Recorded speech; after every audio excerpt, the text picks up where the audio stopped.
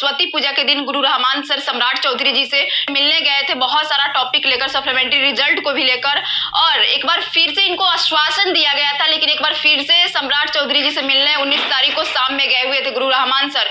क्या कुछ बातें हुई, किस किस टॉपिक का समस्या का समाधान हुआ, चलिए बात करके जानने की कोशिश करते हैं। स्वागत है सर हमारे चैनल में। बहुत बहुत धन्यवाद, बहुत बहुत धन्यवाद।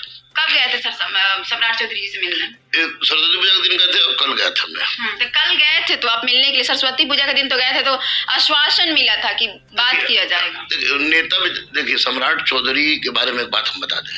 सम्राट चौधरी को मैं जानता हूँ बहुत दिन से जानता हूँ। जब वो पहली बार जीत के बहुत कम उम्र में मंत्री बन गए थे, हो अल्लाह हुआ, तब से जानता है। वो आदमी की एक विशेषता मैंने हमेशा देखी है कि पक्ष में रहे या विपक्ष में रहे, और छात्रों के हित में हमेशा बोलते हैं, हमेशा छात्रों के हित में आवाज उठाते हैं।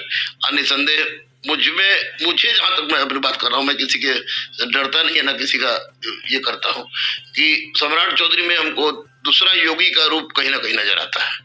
तो उन्होंने हमको 1:30 बजे भेंट हुई, हालांकि आवास पर जाते पहले ही भेंट हो जाती सरस्वती पूजा के दिन। तो उन्होंने सारा समस्या को समझा, और समझने के बाद इन्होंने कहा कि मैं इस बात करूँगा, आगे बढ़ाऊंगा। तो फिर दो दिन बाद मिलने के फिर वो चले गए दिल्ली, 17-18 दिल्ली रहे। तो दिल्ली जाने के बाद फिर वो 19 को आए। तो 19 को आए तो वहाँ राहुल देव हैं, जो युवा मोर्चा के हमारे छोटे भाई की जैसे हैं, बेटा है। तो वो राहुल देव ने हमको फोन किया कि आइए ना सर, मिल लेते हैं। तो हम लोग गए, वहीं पर मिथिलेश नाम का एक लड़का भी था, स्टेट अपेयरिंग का था, वे गए, वो हम लोग लेके गए। बहुत भीड़ थी, गहमागहमी थी, और बहुत भीड़ होने के बावजूद भी मैंने देखा बड़े बड़े सब दिग्गज नेता थे, एक साथ सीट मंत्री पद का बंटवारा था, काम था, उससे क्या कोई मतलब नहीं था। लेकिन राहुल देव, हम और वो मिथिलेश, वो तीनों माननीय उप मुख्यमंत्री सम्राट चौधरी के पास गए। सम्राट चौधरी को अपना विज्ञापन सौंपे, और सारी कहानी, या तो स्टेट अपेयरिंग की हो, एज रिलैक्सेशन की हो, नियोजित शिक्षक के जो डिमांड था कि नियोजित शिक्षक का जो कि उनको 5 अटेम्प्ट को अनलिमिटेड किया जाए, वो था। आपको एक व्यक्ति एक पद हो, वो था। स्टेट अपेयरिंग की तो बात थी ही। तो और डोमिसाइल की बात मैंने जानबूझ के नहीं की, क्योंकि डोमिसाइल पर चर्चा करना थोड़ा लंबा प्रोसेस हो जाता है। पहले जो समस्या का निराकरण हो सकता था, उस पर प्रेजेंट में समस्या था, उस समस्या को लेकर मैंने चर्चा की। बखूबी उन्होंने 15 मिनट समय देकर इसको सुना, और उन्होंने कहा कि मैं माननीय मुख्यमंत्री से इसकी बात करूंगा, और निश्चित रूप से कुछ इसमें लाभ होना चाहिए। नियोजित शिक्षक को तो कुछ बहुत बड़ा लाभ मिलने वाला है, इन्होंने इशारा किया, और मेरी तो प्रयास यही है।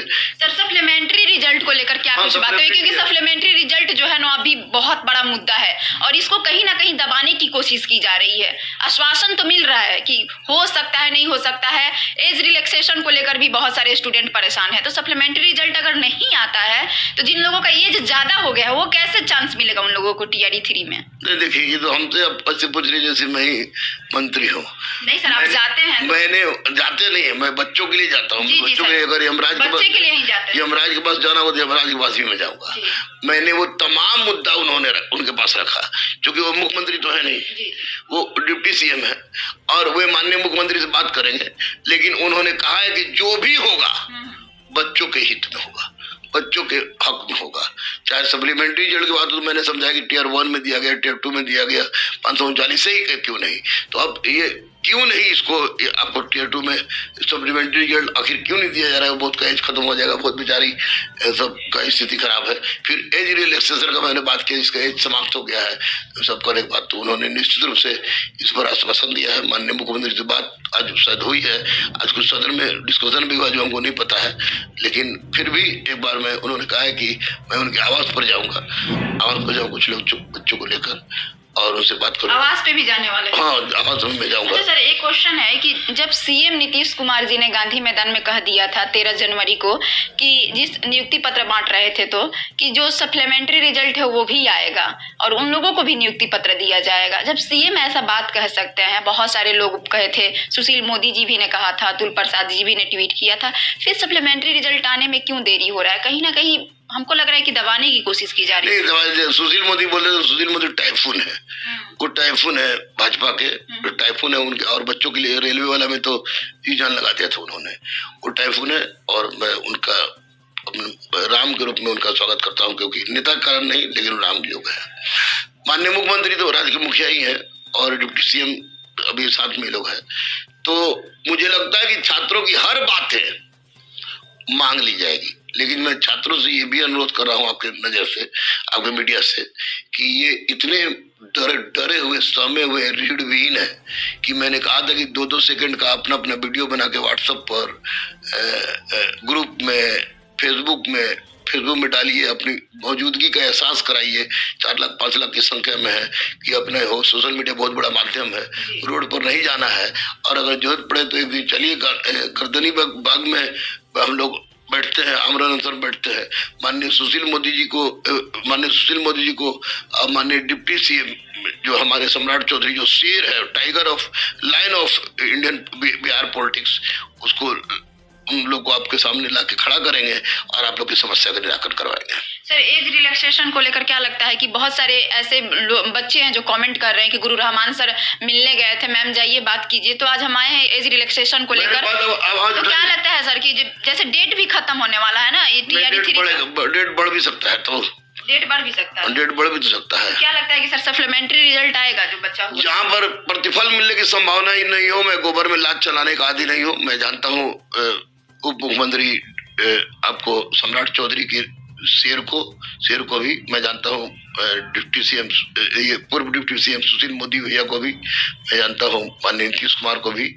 निश्चित रूप से बच्चों के हक में फैसला आएगा, और जब तक हक में फैसला नहीं आता है मैं चैन से नहीं रहूँगा। ये भी चैन से नहीं रहे, कम से कम 2-2 सेकंड का बना ले। अगर बहुत ही ज्यादा लचखोकड़ हो गए तो गंगा में कूद जाए, लेकिन अब हम टीवीटी भी करें, या टीवीटी भी करें और देखें, पापा की परी देखें, क्योंकि हम तो प्रयास कर ही रहे हैं।